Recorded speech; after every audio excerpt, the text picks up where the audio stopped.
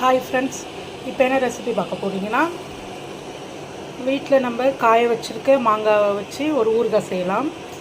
அதுக்கு இப்போ சுடுதண்ணியில், ஏன்னா நம்ம நிறைய உப்பில் தானே இதை காய வச்சுருப்போம், அதனால் சுடுதண்ணியில் ஆட் பண்ணிக்கலாம்.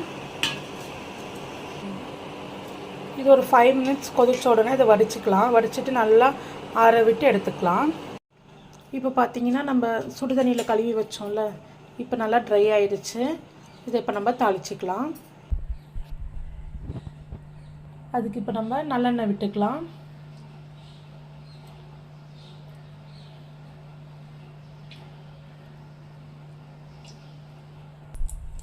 எண்ணெய் காஞ்சிருச்சு, கடுகு ஆட் பண்ணிக்கலாம். அது கூடயே சில்லி ஃப்ளேக்ஸ் ஆட் பண்ணியிருக்கலாம். வரமிளகாயை ஒன்று பாதியமாக அரைச்சி வச்சுருக்கோம். காரத்துக்கு ஏற்ற மாதிரி போட்டுக்கலாம்.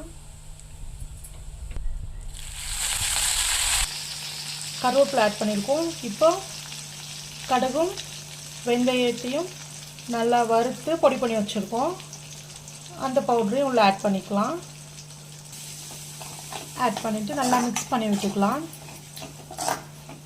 நல்லா வாசமாக இருக்கும் ஃப்ரெண்ட்ஸ். இப்போ அந்த மாங்காவை உள்ளே ஆட் பண்ணிக்கலாம். ஆட் பண்ணிவிட்டு நல்லா மிக்ஸ் பண்ணி விட்டுக்கலாம் அந்த ஆயிலில்.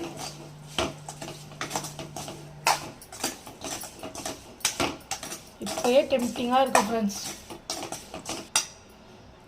இப்போ நமக்கு மாங்காய் வத்தல் ஊறுகாய் ரெடி ஆயிடுச்சு. இது சாம்பாருக்கு, நம்ம செஞ்ச கூழுக்கு எல்லாத்துக்குமே சைடிஷாக இருக்கும்.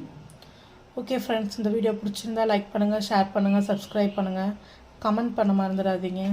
Thank you friends.